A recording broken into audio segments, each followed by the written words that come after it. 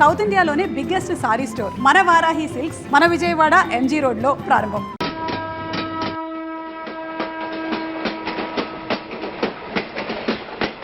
మొత్తానికి స్వర్ణాంధ్రప్రదేశ్ పర్యటన ఒక రౌండ్ పూర్తయ్యి రెండో రౌండ్ లో పడ్డా ఉన్నమాట. ఏంట్రా నీలో నువ్వే కొనుక్కుంటున్నావు? అబ్బే ఏం లేదు గురు, నువ్వు సర్వీస్ లో చేరిన తర్వాత నీ అండర్లో నేను హైదరాబాద్ నుండి బందర్లో పడి తిరిగిన జిల్లా తిరగకుండా తిరిగి తిరిగి తిరిగి తిరిగి హైదరాబాద్ చేరుకుంటున్నాం కదా, దాని గురించి. నవ్వు నవ్వుతావు ఎందుకు నవ్వు? చిన్నప్పుడు ఎవడో ఒక సన్నాసి నా చెయ్యి చూసి లోక సంచారం అవుతావు అన్నాడు. దాంతో నేను ఏ విమానం పైలట్లో షిప్ కెప్టెన్ లో అవుతాననుకున్నాను, కానీ ఇలా నీతో పాటు తిరుగుతూ రాష్ట్రమంతా సర్వే చేస్తాననుకోలేదు. ఏడ్చావులే. నిజంగానే ఏడ్చినట్టుంది. డ్రెస్ కిందకు 30 ఏళ్ళు వచ్చినా ఇంకా పెళ్లి కాలేదంటే తెలిసిన వాళ్ళందరూ నన్ను ఆట్ అయిపోయి అనుకుంటారు తెలుసా. అయితే ఓ మంచి అమ్మాయిని చూసి చేసుకోవచ్చుగా. చేసుకోవచ్చు, ఎందుకు చేసుకోకూడదు? కానీ అవకాశం ఏది? ఫస్ట్ బందర్ బస్ స్టాప్ లో అమ్మాయిని చూసి ముచ్చటపడి పేరు అడుగుదాం అనుకున్నా. అడిగే లోపల ఆదిలాబాద్ ట్రాన్స్ఫర్ చేశారు. అక్కడ ఇంకో సుందరి కనిపించింది, పేరు అడిగా. ఆ అమ్మాయి పెద విప్పే లోపల ప్రకాశం జిల్లా పంపించారు. ఒంగోలులో ఇంకో అమ్మాయి కనిపించింది, పేరు చెప్పింది. ట్రాఫిక్ లో వినబడలా అనే లోపు విజయవాడ తన్నారు. ఇలా నిలకడ లేకుండా నీతో పాటు తిరుగుతూ ఉంటే లవ్ ఎక్కడా, మ్యారేజ్ ఎక్కడా? నా బొంద. అంత ఇబ్బందిగా ఉంటే నాతో పాటు ఎడవడం ఎందుకు? మంచి ఉద్యోగం ఇప్పిస్తాను, హాయిగా పెళ్లి చేసుకుని సెటిల్ అవ్వు అంటావు అంతేగా. జీవితాంతం ఒంటరిగా అయినా గడిపేస్తాను, కానీ మీ ఫ్రెండ్షిప్ మాత్రం దూరం చేసుకుని ఏసీపీ గారు. ఇది కొంచెం ఓవర్ అయినట్టుంది. ఓవర్ అయిందా? ఐసీ, అయితే ఆపేస్తాను. ఈ టికెట్ ఎవరిది బాబు? బాబు కాదు, పాప. ఈ టికెట్ తెలదు. ఏ నా టికెట్ ఏం తక్కువ? రేటు తక్కువ. ఇది సూపర్ ఫాస్ట్ ట్రైన్. నువ్వు ఎక్కాల్సింది మామూలు ట్రైన్. సికింద్రాబాద్ లో దిగి పీటీ కట్టించుకుని మీ ఊరెళ్ళు. ఏ ఈ ట్రైన్ భువనగిరి వెళ్ళదా? వెళ్తుంది, కానీ ఆగదు. ఆగదా? ఎందుకు ఆగదు? ముందు కరీంనగర్ లో ఆగింది, తర్వాత సికింద్రాబాద్ లో ఆగుతుంది. మధ్యలో ఉన్న భువనగిరిలో ఎందుకు ఆగదు? ఏంటి లాజిక్కా? మీ ఊరికి ఈ ట్రైన్ ఆగేంత బిల్డప్ లేదు, గానీ ఎక్కువ మాట్లాడకుండా సికింద్రాబాద్ లో దిగిపో. ఏంటయ్యా అమాయకురాల్లా కనిపిస్తున్నాన్ని దబాయిస్తున్నావా? టికెట్ ఇచ్చినప్పుడు రైలు ఎందుకు ఆపరు? ఈ రైలు మా ఊళ్ళో ఆగాల్సిందే, ఆపి తీరాల్సిందే. అమ్మాయి, ఆడపిల్లవని ఊరుకుంటుంటే తగరెచ్చిపోతున్నావు. ఇంకా ఎక్స్ట్రాలు చేసావంటే సికింద్రాబాద్ దాకా ఎక్సెస్ ఫేర్ రాసి ఫైన్ కూడా కట్టిస్తాను, జాగ్రత్త. ఏంటమ్మా నేనేమన్నానని? ఊరుకో తల్లి, ఊరుకో, నువ్వేం కట్టగర్లేదులే. ఏంటిది? కట్ట కాదు, పుస్తే. పుస్త? ఒక పుస్తంటే 2 జీవితాల బంధం. ఈ తాళి పట్టుతోనే నా స్నేహితురాలి పెళ్లి ముడిపడి ఉంది. నేను టైంకి భువనగిరి చేరకపోతే ఆ పెళ్లి ఆగిపోతుంది. నేను తాళి పట్టు తీసుకెళ్తున్నానంటే వాళ్ళదెంత పేద కుటుంబమో ఆలోచించండి. అది అసలు అభిమానం గల పిల్ల. అలాంటి దాన్ని పెళ్లి ఆగిపోతే ఆత్మహత్య చేసుకుంటుంది. ఆ పాప మీకు నాకు చుట్టుకుంటుంది. అందుకే చెప్తున్నాను, ఈ చైన్ లాగి ట్రైన్ అన్న ఆపండి, లేదా ఈ చైన్ లాగి నా ప్రాణాలను తీసేయండి. అమ్మా ఆండాళమ్మ కాదు, రంబమ్మ. ఆ పోని రంబమ్మ. ఆ చైన్ లాగి నా ఉద్యోగం పోగొట్టుకునే దమ్ము నాకు లేదు, గాని గార్డుతో మాట్లాడి మీ ఊళ్ళో ట్రైన్ స్లోగా వెళ్ళేలా చేస్తాను. రన్నింగ్ లో దిగలవా? స్టేషన్ వచ్చేసింది, జాగ్రత్తగా దిగమ్మా. దిగ్గానే నీ సామాను కింద పడేస్తాం.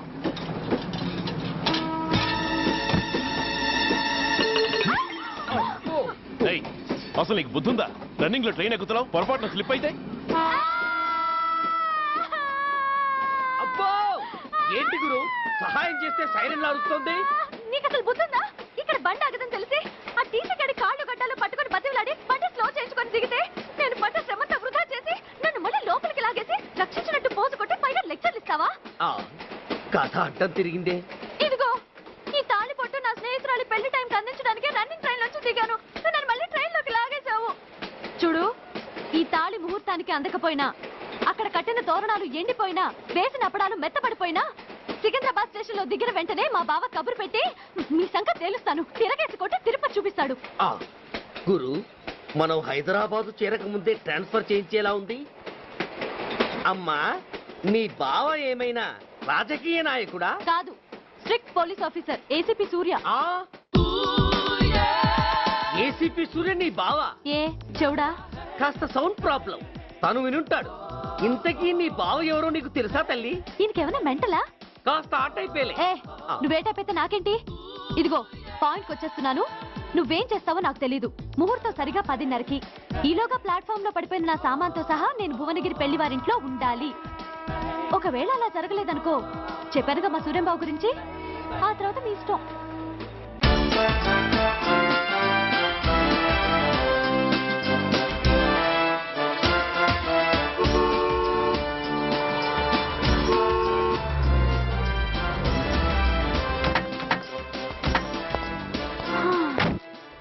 జురాసిక్ పార్క్ లో చిన్న డైనోసార్ లాగా ఏంటా లుక్కు? వెళ్ళి డిక్కీలో సామాన్లు తీసుకురా.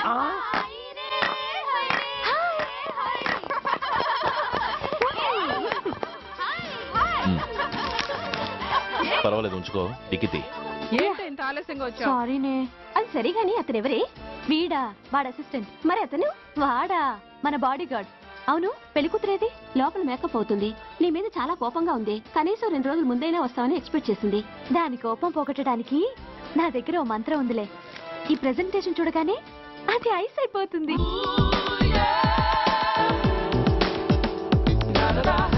రండి దాని దగ్గరికి వెళ్దాం. Hi uncle. నమస్తే సార్, వెల్కమ్ సార్. మీకు వైజాగ్ కార్డు పంపించారు సార్. పర్సనల్ గా చెబుదామని ఫోన్ కూడా చేశాను. మీకు హైదరాబాద్ ట్రాన్స్ఫర్ అయిందని చెప్పారు. అక్కడ హెడ్ క్వార్టర్స్ కూడా కార్డు పంపించాను. మీకు అందుతుందో లేదో, వస్తారో రారోనని తెగ టెన్షన్ ఫీల్ అయ్యాను సార్. నాకు ఇన్ఫర్మేషన్ అందింది, అందుకే వచ్చాను. చాలా సంతోషం సార్. మీరు రండి సార్. గోమతి, దీపికా కపులా, కోరాయా దేక్. ఏంటి అతను నీ బాడీ గార్డ్ అన్నావు? అంకుల్ ఏమో అంత రెస్పెక్ట్ ఇచ్చి హడావుడ్ చేస్తున్నారు. ఉండవే, అసలే మతిపోయి నేను ఏడుస్తుంటాను. హలో, ఏంటి జురాసిక్ పార్క్ లో పెద్ద డైనోసార్ లా మొహం పెట్టావు? షాక్ అయ్యావా? అప్పుడే ఏమైంది? ఇంకా ముందుంది. ఇదిగో నీ బ్యాగ్, ఇదిగో నీ పెట్టి.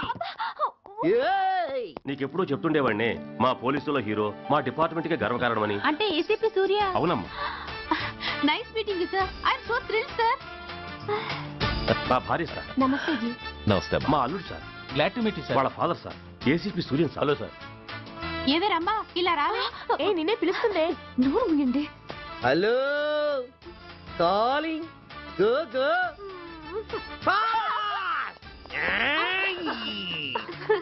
సార్ సార్, రమ్మ అని నా close friend sir. ACP Suryam గారే. బావకి మరదల్ని కొత్తగా పరిచయం చేస్తున్నారేంటి? మరదలా? ఓహో, ఇది పెళ్లి మండపం కాదు, పెళ్లి కూతుళ్ళ ఫ్యాక్టరీ. ఇండియాలో ఉండే పెళ్లి కూతుళ్ళందరూ ఇక్కడే ఉన్నారు. ఇక్కడే ఇప్పుడే ఏదో ఒక అమ్మాయిని సెటప్ చేసుకుంటారు.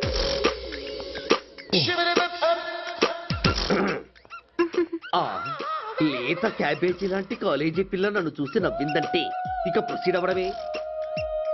Hello, hi. Excuse me. నన్ను చూసి మీరు నవ్వారంటే డెఫినెట్ గా నేను మీకు నచ్చుండాలి. Am I correct? ఆహా, ఇంకా ఎందుకు ఆలస్యం? పదండి పార్క్ వెళ్దాం. అమ్మో, పార్కు కా? ఎందుకు? ఎందుకేమిటి, మనసు విప్పి మాట్లాడుకోవడానికి. అమ్మో వద్దండి, మాది అసలే సాంప్రదాయమైన కుటుంబం. మీరు నన్ను పార్కుకు తీసుకువెళ్తారు, అక్కడున్న లవ్ జంటల్ని చూసి మనం కూడా అలా మాట్లాడుకుందామని నా భుజం మీద చేస్తారు. ఆ తర్వాత నన్ను ఏ పొదల్లోకి తీసుకెళ్తారు. అమ్మో, అక్కడ ఏ తప్పో జరిగిపోతుంది. వద్దండి, మాది అసలే సాంప్రదాయమైన కుటుంబం. అయ్యయ్యో, నేను అలాంటి వాడిని కాదండి. నేను మిమ్మల్ని ఏమీ చేయను. పోనీ పార్క్ వద్దంటే మరిద్దరం కలిసి సినిమాకి వెళ్దాం. సినిమాకా? అమ్మో వద్దండి, మాది అసలే సాంప్రదాయమైన కుటుంబం. ఇద్దరం సినిమాకి వెళ్ళాక న్యూస్ అవగానే లైట్లు ఆపేస్తారు. ఆ తర్వాత మీరు చిన్నగా నా భుజం మీద చెయ్యేస్తారు. ఆ చీకట్లో లిప్ టు లిప్ కిస్ చేస్తారు. ఆ తర్వాత ఏ తప్పో జరిగిపోతుంది. అమ్మో వద్దండి, మాది అసలే సాంప్రదాయమైన కుటుంబం. అయ్యయ్యో, ఆ మాటకొస్తే మా కుటుంబంలో సాంప్రదాయమే తప్ప అసలు కుటుంబమే లేదండి. నేను చాలా జెంటిల్మెన్ని, ఎలిజిబుల్ బ్రహ్మచారిని. నేను మిమ్మల్ని ఏం చెయ్యను. మీ ఒడ్డు మీద అసలు చెయ్యే వెయ్యను. ప్రామిస్. నువ్వేం చేయనప్పుడు నీతో సినిమాకి పార్కుకి రావడం దేనికి రా? అమ్మో, సాంప్రదాయమైన కుటుంబం అంటే అర్థం ఇదా? కొంపదీసి ఎవరు చూడలేదు కదా? నేను చూశాను కదా. పడక నీ కంట్లోనే పడ్డానా తల్లి?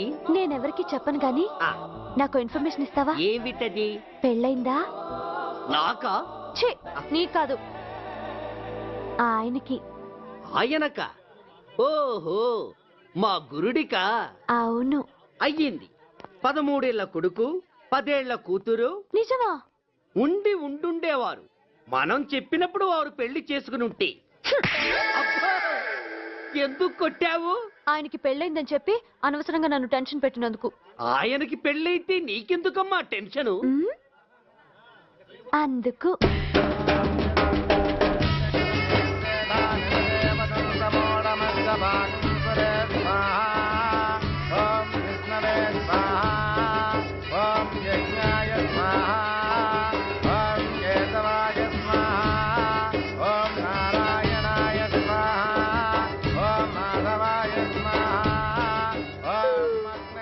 ఎందుకే అలా ఉన్నావు? కష్టాలు వచ్చేసాయి. ఎవరికే? ఇంకెవరికి? మా నాన్నకి. ఎందుకు? అప్పుడే పోకు, నీతో చాలా పనుంది. ఎవరు? నువ్వా? నేను మొగాన్ని కాదు, నాకు మూడ్స్ రావు. నువ్వు వెళ్ళిపో. Thanks, sorry. కంగారు పడుకుతుందా? నా పేరు నీకెలా తెలుసు? ఒక్క పేరే కాదు, నీ జాతకం మొత్తం నాకు తెలుసు. నువ్వు నాకు పని చేసి పెట్టాలి సుధా. పనా? ఏం పని? పెద్ద పనేవి కాదు, చిన్న బ్రోకర్ పని. ఎంత ధైర్యం నీకు? ఇంత బతికి నన్ను బ్రోకర్ పని చేయబట్టావా? నిన్ను ఆవేశపడకమ్మా, బయట వాళ్ళకు కాదు, నాకు నీ గురుడికి మధ్య. ఓహో, గురుడికా? అట్లేసుకుని బతికేవాడిని. ఆడదాన్ని మాటిస్తానంటే నా వీపు మీద అట్లేసుకుంటాడు మా బాసు. నన్ను వదిలేతల్లో. అంటే నో అంటావా? సారీ అంటాను. సరే, నీ ఇష్టం. రేపు మార్నింగ్ 8:30కి టీవీ చూసుకో. ఏ యువర్స్ లవింగ్లీలో మా బాస్ కి లవ్ లెటర్ రాసావా? నువ్వు నాకు ఆ రోజు 100 రూపాయలు ఇచ్చింది, అవి కొనుక్కొచ్చింది అంతా టీవీలో వస్తుంది. ఈ ప్రోగ్రాం విషయం మీ గురుడికి కూడా ఫోన్ చేసి చెప్తాను. అయ్యయ్యో, బతుకుంటే బట్టలైనా ఉత్తుకుని బతకచ్చు. నేను స్లిప్ అయిన విషయం మా బాసు తెలిసిందంటే నా గుబ్బ వాచిపోతే నా గొప్ప కొల్లారు చెయ్యకు తల్లా. అయితే బ్రోకర్ పని చేస్తావా? అంటే పక్కలేయాలా? పక్కలు పరుపులు మేము వేసుకుంటాం గాని ముందు మా లుక్కులు కలుపు. నా మీద మంచి ఇంప్రెషన్ కలిగేట్టు చేసి మీ బాసు ఓటు నాకు పడేలా చెయ్యి. ఓకే? ఓకే. అవును, పొయ్యి మీదేంటి? దోశలేసి చేస్తున్నాను. అమ్మో, మాడిపోయింది. ఇంట్లో కోడిగుడ్లున్నాయా? ఓ బోలెడు. అయితే ఓ పని చెయ్యి, మాడిన దోశ పక్కన పడేసి నాకు డబుల్ ఆమ్లెట్ వేయి. అలాగే. ఉల్లిపాయలు పచ్చిమిరపకాయలు కాస్త ఎక్కువగా వేయి. వేస్తా. కొంచెం మిరియాల పొడి కూడా తగిలించు. తగిలిస్తా. ఇదిగో, ఉప్పు కాస్త తక్కువేయి. అలాగే. ఎండ్రిని కూడా వేస్తా.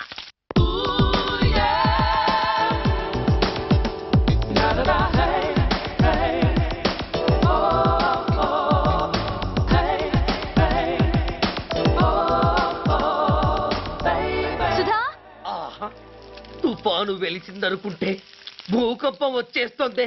సుధా, హాల్లో ఎవతది? అదో పెద్ద క్యాసెట్. ఏంటి? అదెవరో నాకు తెలీదు. బాసుని కలవాలని వచ్చింది. ఆయన లేనప్పుడు అడ్డమైన వాళ్ళని ఇంట్లోకి ఎందుకు అలౌ చేస్తావు? ముందు దాన్ని బయట పంపను. అత్తవీతి, ఆవిడ్ని బయటకు పంపించేంత సీను నాకు లేదు తల్లి. ఏ ఆమ్లెట్ ఇంకా రెడీ కాలేదా? ఒక్క నిమిషం. దాని ఇంట్లో కూర్చోపెట్టిందే కాకుండా ఆమ్లెట్స్ గీమ్లెట్స్ వేసి మర్యాదలు కూడా చేస్తున్నావా? తప్పదు. తప్పదా? నిన్ను ఏం చేస్తా? అమ్మా, అబ్బా, బిడ్డ చేశానా బిడ్డ? ఏయ్, ఎవరు నువ్వు? నీ అత్తమ్మ కోడల్ని. అయినా నేనెవరినైతే నీకెందుకు? నాకెందుకా? అసలు ఇంట్లో నీకేం పని? ముందు బయట నడు. నడవను. సూర్యాన్ని కలవందే నేను ఇక్కడి నుంచి కదలను. నీకు ఇబ్బందిగా ఉంటే నువ్వే బయటకెళ్ళు. ఎంత ధైర్యమే నీకు? నన్నే బయటకెళ్ళమంటావా? అసలు నేనెవరినో తెలుసా? ఎవరివే? సూర్యాన్ని కాబోయే వైఫ్ ని. ఇంకా కాలేదు కదా, అయ్యేదాకా గ్యారంటీ ఏముంది? ఆ ఛాన్స్ నన్ను దాటి నీ దాకా రావాలి కదా. ఏంటి అన్నావు? సాసర్ పగిలిపోద్ది, కప్పు పేలిపోద్ది, చిరిగి చాటవుద్ది, పగిలి పటాన్ చెరువవుద్ది. ఏంటి అన్నావు? నువ్వేంటి అన్నావు? చంపేస్తాను.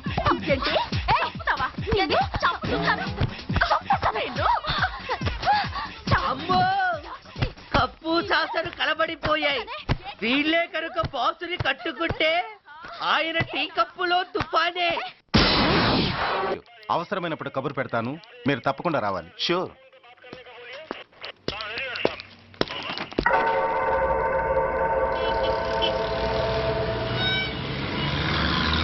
అవును సార్, రిపోర్ట్ ఇచ్చి వెళ్ళాడు.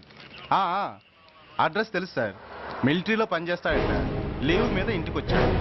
వాడి సంగతి మేము చూసుకుంటాం సార్, మీరేం వరి అవ్వకండి. అరే ఈ మాత్రం దానికి మీరెందుకు సార్, మేమెందుకున్నాం? తెల్లారేసరికి వాడు ఎన్కౌంటర్ అయిపోతాడు. సరేనా? ఓకే సార్, ఉంటారు సార్. నమస్తే.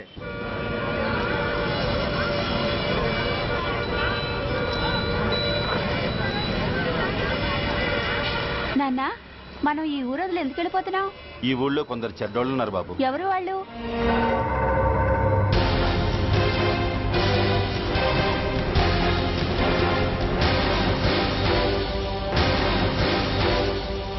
జై జవాన్.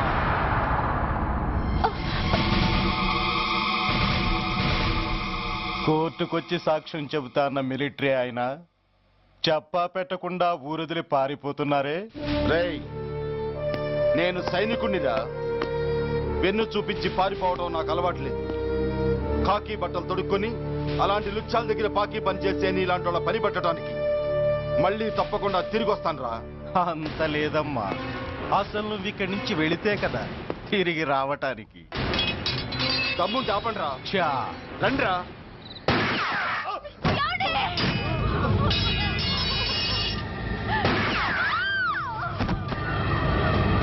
రేయ్, ఆ 2 శవాల్ని బస్సు వెనక టైర్ల కింద పడుకోబెట్టు.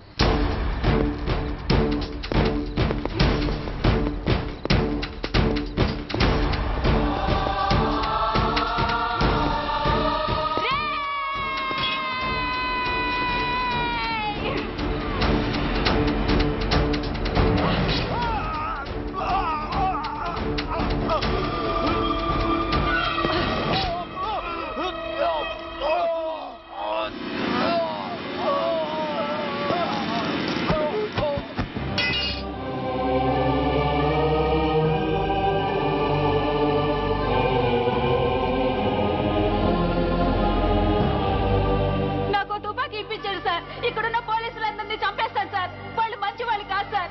మా నాన్న దేశాన్ని కాపాడే సైనికుడు సార్. మా అమ్మని నాన్నని అన్యాయంగా చంపేశారు సార్ ఈ పోలీసులు. అసలు పోలీసు అని కూడా బతకూడదు సార్, బతకూడదు. నాకు తుపాకీ ఇప్పించండి సార్, ఇప్పించండి, ఇప్పించండి.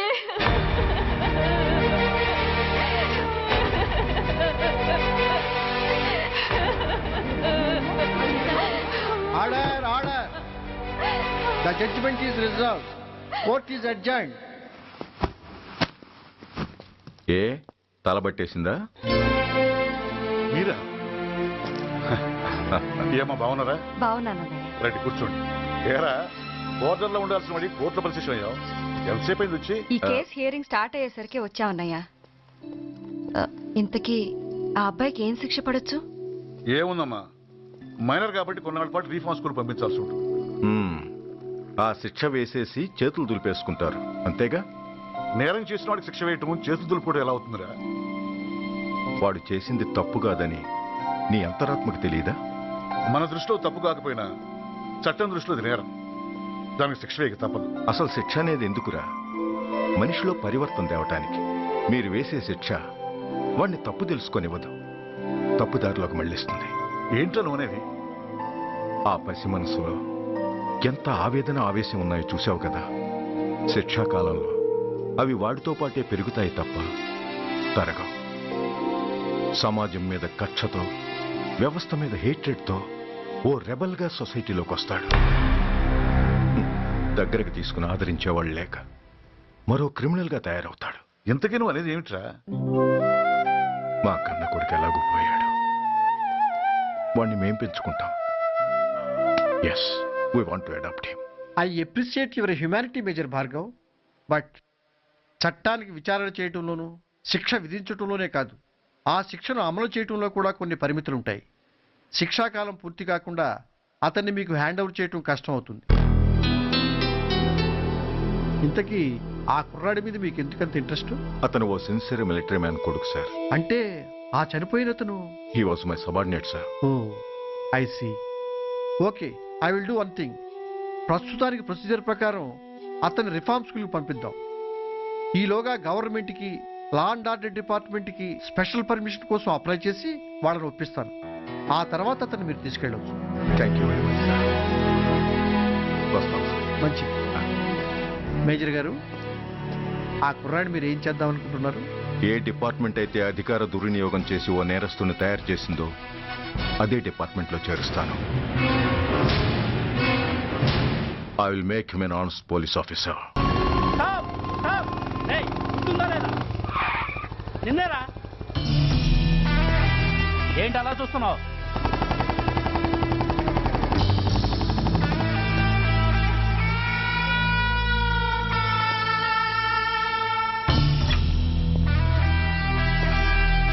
ఏంట్రా ఏంటి మీదకి వస్తున్నావు? ఏమన్నావురా? సిగ్నల్ పడకుండా ఎందుకు వెళ్ళావు? నన్ను నువ్వు ఏమన్నావు? బుద్ధి ఉందా లేదా అన్నాను. ఓహో,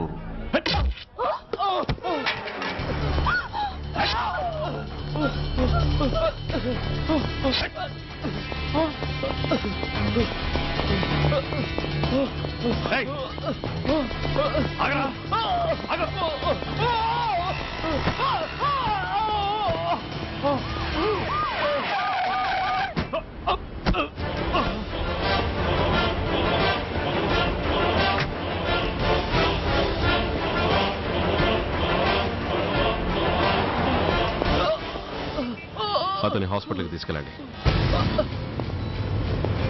డ్రాప్ ది నైఫ్. కత్తి కింద పడై.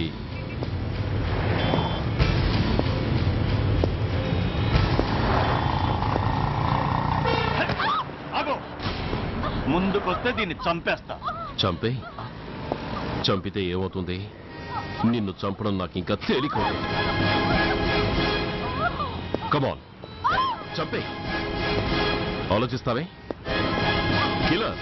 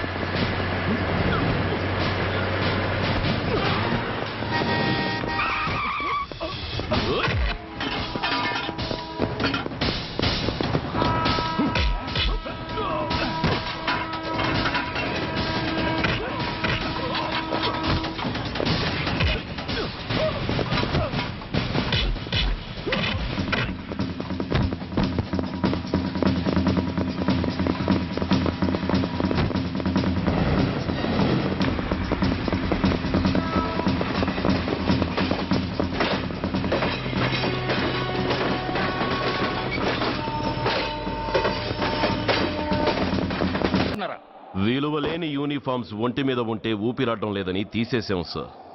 పందులు పందికుక్కులు స్టేషన్లోకి వచ్చేస్తుంటే వాటిని ఆపే శక్తి లేక తాళాలు వేసేశాం సార్. మిస్టర్ సూర్య, పోలీస్ వ్యవస్థ లాంటి ఎమర్జెన్సీ సర్వీసుల్లో ఇలా సమ్మెలు చేయడం నిషేధం. అదే ఎందుకని sir? Government doctors, nurses, postal department కూడా ఎమర్జెన్సీ సర్వీసులే. వాళ్ళు హక్కుల కోసం స్ట్రైక్ చేయడం లేదా? ఆఖరికి మాకు ఓ గుర్తింపు రిజర్వేషన్లు కావాలని కొజ్జాలు కూడా స్ట్రైక్ చేస్తున్నారు. వాళ్లకున్నపాటి విలువ గౌరవం కూడా మాకు లేవా sir? Mister Surya, you are crossing your limits. మీరు ఇలా చేయటం వల్ల కామన్ పీపుల్ ఎంత సఫర్ అవుతారో ఆలోచించారా? పోలీస్ అనేవాడు కూడా ఓ కామన్ మ్యాన్ అనేది మర్చిపోకండి సార్. ఇంతకీ మీకు ఏం అన్యాయం జరిగిందయ్యా?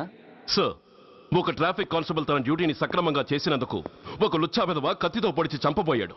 వాడిని అరెస్ట్ చేస్తే వాడి బాబెవడో మినిస్టర్ అప్పలనాయుడంట. వాడొచ్చి మన ఊపిరితో సమానమైన ఎఫ్ఐఆర్ని వాడు మందు కొట్టి మూతి తుడుచుకునే ముండకొంగు నలిపినట్టు నలిపి పారేసి అది రాసిన రైటర్ని, డ్యూటీలో ఉన్న ఎస్ఐని, సెంట్రీని కొట్టి దమ్ముంటే నా కొడుకు మీద చెయ్యేసి చూడంట్రా, అడ్డొచ్చిన వాడిని అడ్డంగా నరుకుతానని ఛాలెంజ్ చేసి మరి వాడు కొడుకుని తీసుకెళ్లిపోయాడు సార్. ఇలా ప్రతి అడ్డమైన వాడు వచ్చి దౌర్జన్యంగా ఖైదీల్ని తీసుకుపోతుంటే ఇంకెందుకు సార్ మాకు ఈ వాచ్మ్యాన్ ఉద్యోగాలు? బ్లాక్ లో టికెట్ అమ్ముకునే వాడిని లాకప్ లో పెడితే మున్సిపల్ చైర్మన్ ఫోన్, ఓ రౌడీ విధవను అరెస్ట్ చేస్తే ఎమ్మెల్యే ఫోన్, ఓ రేపిస్ట్ అరెస్ట్ చేస్తే మినిస్టర్ ఫోన్. అందరికీ రూల్స్ అండ్ రెగ్యులేషన్స్ ఉంటాయి, కానీ మా పోలీస్ వాళ్ళకి మాత్రం రూలింగ్ లో ఉన్నవాడి మాట వినడం ఒక్కటే రూలు. కాదని ఎదురు తిరిగితే సస్పెన్షన్లు లేదా ట్రాన్స్ఫర్లు. కాకి బట్టలు వాళ్ళ ఇంటి కర్టెన్స్ అనుకునే ఇలాంటి మినిస్టర్స్ ని గుడ్డనోడు తీసి నడి రోడ్డు మీద నడిపించాలి sir. Control your self mister Surya. Control చేసుకోవడానికి ఇది ఆవేశం కాదు సార్, ఆవేదన. ఒక పొలిటీషియన్ కారిడోర్ తీయడానికి పోలీస్ కావాలి. వాడు చేసిన తప్పుడు పని వల్ల కడుపు మండిన అన్నల బుల్లెట్ల గడ్డుగా పోలీస్ కావాలి.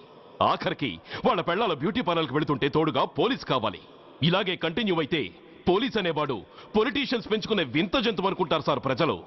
సార్, ఈ దేశంలో హిందువులకో న్యాయం, ముస్లింలకో న్యాయం, సిక్కులకో న్యాయం ఉన్నట్టే పొలిటీషియన్స్కో న్యాయం, రౌడీలకో న్యాయం, పబ్లిక్కో న్యాయం ఉండేలా రూల్ ఒకటి తీసుకురండి సార్. లేకపోతే మా డ్యూటీ ఏంటో మేమేం చేయాలో మాకే అర్థం కావడం లేదు. రాజకీయం, రౌడీజం షేకెన్స్ ఇచ్చుకుని మమ్మల్ని దద్దమలు చేస్తున్నాయి. మీరేమో రూల్స్ రెగ్యులేషన్స్ అంటూ మా నోళ్లు చేతులు కట్టేస్తున్నారు. అందుకే ఏ రాజకీయ నాయకుడు లా అండ్ ఆర్డర్ లో జోక్యం చేసుకోకూడదని ఈ నిరసన. అంతేకాదు, చట్టాన్ని అవమానించి పోలీసుల్ని కొట్టివెళ్లిన మినిస్టర్ తన కొడుకుని తనే స్వయంగా తీసుకొచ్చి మాకు అప్పగించాలి. మా వాళ్ళని కొట్టినందుకు అతను మా అందరికి క్షమాపణ చెప్పాలి. అతను మంత్రి అయ్యా. తప్పు చేసింది మంత్రైనా మంత్రసానైనా ఒక్కటే సార్. అయితే మీ నిర్ణయంలో మార్పు లేదా? Sorry sir. సారీ, నేనెందుకు చెప్పాలి సారీ? అయినా అంత టెన్షన్ పడతారు ఎందుకు? 2 రోజులు కడుపులు మారితే వాళ్ళే దిగొస్తారు. వాళ్ళ పరిస్థితి చూస్తే అలా లేదండి, చాలా పట్టుదలగా ఉన్నారు. మరీ అంత నెత్తికెక్కితే వాళ్ళని పీకి పారేసి కాస్త ఒడ్డు పొడుగున్న వాళ్ళని వేసుకుంటాం, అంతేగా? ఏంటే అప్పలనాయుడు, పోలీసులు అంటే పొలాల్లో పనిచేసే కూలీలు అనుకుంటున్నావా? ఈ ఊరోడు పనిలోకి రాకపోతే పొరుగురు నుంచి లారీలో తెచ్చుకోవడానికి వాళ్ళకి వీళ్ళకి పెద్ద తేడా ఉందండి. ఆపోయా, మినిస్టర్ తర్వాత కాస్త డిగ్నిటీ మెయింటైన్ చేయొద్దు. పోలీస్ స్టేషన్కి వెళ్ళి పోలీసుల మీద గుండెలా దౌర్జన్యం చేస్తావా? ఏంటండి, పోలీసులను ఎప్పుడు ఎవడు తిట్టలేదా, కొట్టలేదా? అదేదో పెద్ద పాపమైనట్టు, అదే నేను మాత్రమే చేసినట్టు మాట్లాడతారండి. ఇదిగో, ఊరికే నోరు పారేసుకోకుండా నేను చెప్పేది విను. ఈ రోజు వైజాగ్ సిటీ వరకు ఉన్న ఈ స్ట్రైక్ రేపు స్టేట్ అంతా పైకిందనుకో, అప్పుడు మొత్తం ప్రభుత్వానికి ఎసరు వస్తుంది. ఆ పరిస్థితి కనుక వస్తే నిన్ను పార్టీ నుంచి ఈగ ముక్కను పీకినట్టు పీకి పారేస్తారు. అప్పుడుగా నేను ఎందుకు చెప్పా నీకు అర్థం కాదు. అప్పలనాయుడు గారు, ప్రెసిడెంట్ గారు చెప్పింది కరెక్ట్. ఓటితో పోయేదాన్ని గొడ్డల దాకా తెచ్చుకోవడం దేనికి చెప్పండి? అయితే ఇప్పుడు నన్ను ఏం చేయమంటారు?